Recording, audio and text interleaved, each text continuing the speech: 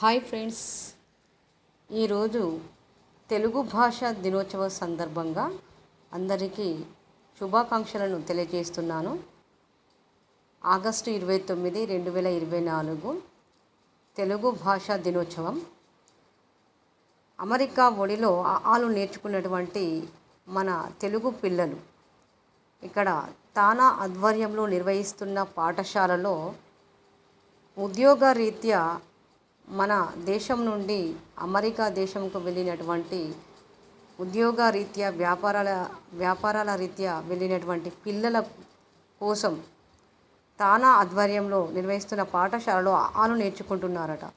ఎందుకంటే కమ్మనైన తీయనైన భాషను మరవకూడదనే ఉద్దేశంతో, మన మాతృభాషను మరవకూడదనే ఉద్దేశంతో మరి తానా ఆధ్వర్యంలో నిర్వహిస్తున్న పాఠశాలల్లో మరి ఉద్యోగ రీత్యా వ్యాపార రీత్యా వెళ్ళినటువంటి మన భారతీయుల పిల్లలు మరి ఇక్కడ తెలుగు పదాలు నేర్చుకుంటున్నారు. ఇక చూడండి, అమెరికా ఒడిలో మన తెలుగు పిల్లలు ఆ ఈలు దిద్దుతున్నారు, తెలుగు పదాలు పలుకుతున్నారు, పాటలు పద్యాలు పాడుతున్నారు. ఏ దేశం ఏగినా ఎందుకాలిడినా నిలపరా నీ జాతి నిండు గౌరవము అన్న రాయప్రోలు సుబ్బారావు స్ఫూర్తిని పరిమళింపజేస్తున్నారు. ఉద్యోగ వ్యాపారాల కోసం వెళ్ళి విదేశీ గడ్డపై స్థిరపడిన తెలుగువారు మూలాలను మర్చిపోకూడదనే ఉద్దేశంతో, మూలాలను మర్చిపోకుండా తమ పిల్లలకు మాతృభాష నేర్పిస్తున్నారు. సింగపూర్ తదితర దేశాల్లోనూ ఈ కృషి కొనసాగుతుంది. అంటే అమెరికా దేశము మరియు సింగపూర్ తదితర దేశాలలో కూడా మరి మాతృభాష అనేది కొనసాగుతుంది.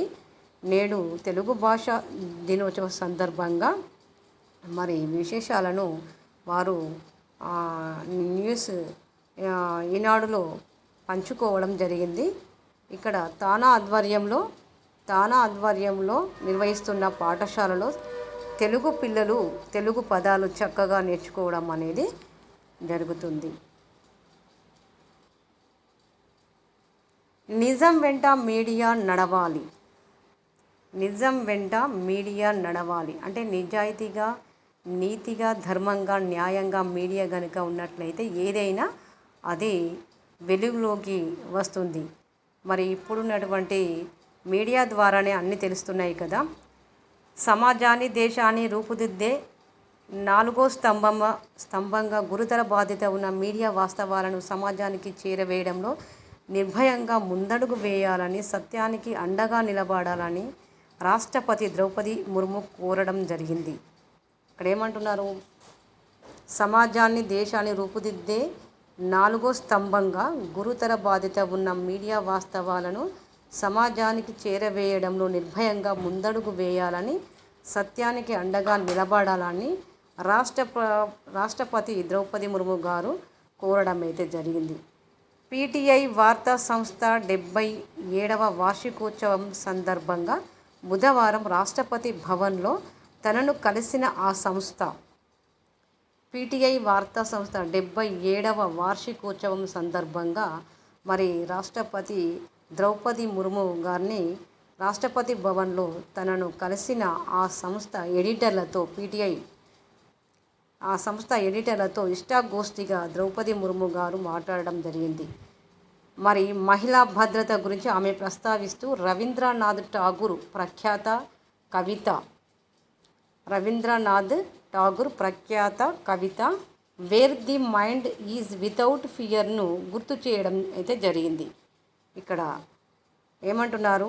రవీంద్రనాథ్ ఠాగూర్ ప్రఖ్యాత కవిత where the mind is without ఫియర్ను గుర్తు చేయడం జరిగింది. దేశానికి స్వాతంత్రం వచ్చిన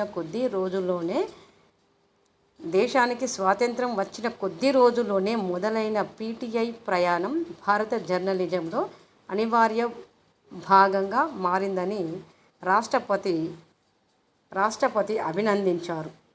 ఇక్కడ పీటీఐ ప్రయాణం భారత జర్నలిజంలో అనివార్య భాగంగా మారిందని రాష్ట్రపతి అభినందించారు. మరి నిజం వెంట మీడియా నడవాలి, నిజం వెంటనే నిజం అనేది ఉంటేనే కదా మీడియా ద్వారా అన్ని వెలుగులోకి వచ్చేది. కావున ఇక్కడ రాష్ట్రపతి ద్రౌపది ముర్ము గారు మరి పీటీఐ వారిని అభినందించడం జరిగిందట. నిందితుడి తరపు లాయర్ కవిత సర్కార్. నిందితుడు తరపు లాయర్ కవిత సర్కార్ అంటే కోల్కతాలో జరిగినటువంటి నిందితుడి తరపున ఏ న్యాయవాది కూడా వాదించడానికి రావడం లేదని మరి ఇంతకుముందు పేపర్లో అయితే ఇవ్వడం జరిగింది. మరి ఇప్పుడైతే నిందితుడి తరపు లాయర్ కవిత సర్కారు అతని తరపున వాదించడానికి ముందుకు వచ్చారట. జూనియర్ వైద్యురాలిపై అత్యాచార ఘటనలో నిందితుడు సంజయ్ రాయ్ తరపున కవిత సర్కార్ అనే మహిళ న్యాయవాది వాదనలు వినిపించనున్నారు. కోర్టులో అతడి తరపున వాదించేందుకు ఏ న్యాయవాది ముందుకు రాలేదు. ఏ న్యాయవాది కూడా సంజయ్ రాయ్ తరపున నిందితుడైనటువంటి సంజయ్ రాయ్ తరపున మరి వాదించడానికైతే ముందుకు రాలేదు. అంటే ఆ సంఘటన జరిగిన నెల రోజులు కావస్తున్నా కూడా ఏ న్యాయవాది కూడా ముందుకు రావడం లేదు.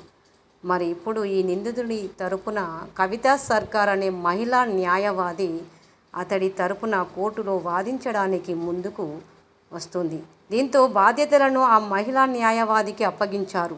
52 ఏళ్ల కవిత లీగల్ ఎయిడ్ డిఫెన్స్ కౌన్సిల్లో సభ్యురాలు. ఈమె వయసు 52 సంవత్సరాలు. కవిత లీగల్ ఎయిడ్ డిఫెన్స్ కౌన్సిల్లో సభ్యురాలు.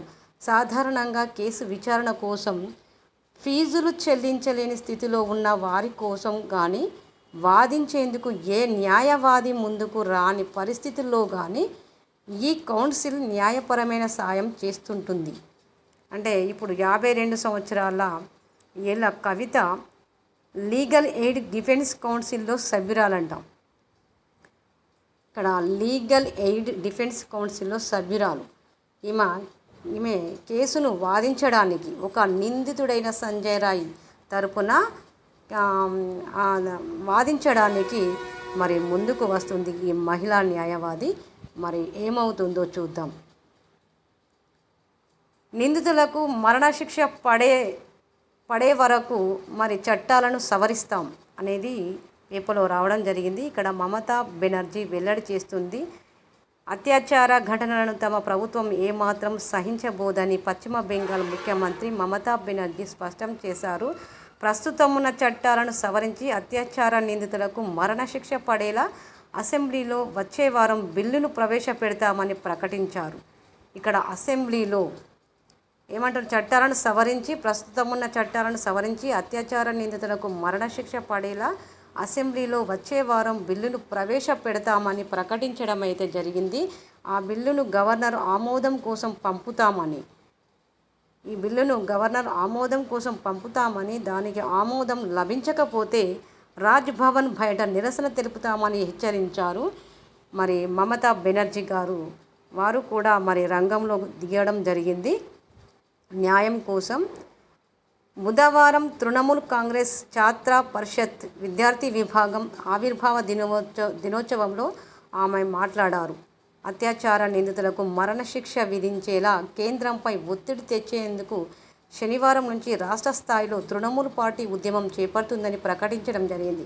కోల్కతాలోని ఆర్జీకర్ ఆసుపత్రిలో జూనియర్ వైద్యురాలిపై అత్యాచారం ఘటనను నిరసిస్తూ ఆందోళన చేపట్టిన జూనియర్ వైద్యుల వెంటనే విధుల్లో చేరాలని ఆమె కోరడం అయితే జరిగింది. ఇదంతా మరి నిందితులకు మాత్రము శిక్ష పడాలి, సరి అయిన శిక్షలు పడితేనే మరి భయం అనేది ఉంటుందని మమతా బెనర్జీ గారు అయితే వెల్లడి చేయడం అయితే జరిగింది. ఇక్కడ ఫోటోలో కనపడుతుంది కదా మమతా బెనర్జీ గారు, పశ్చిమ బెంగాల్ ముఖ్యమంత్రి గారు. శ్లోకామృతం కావలసినవి ఏమిటి?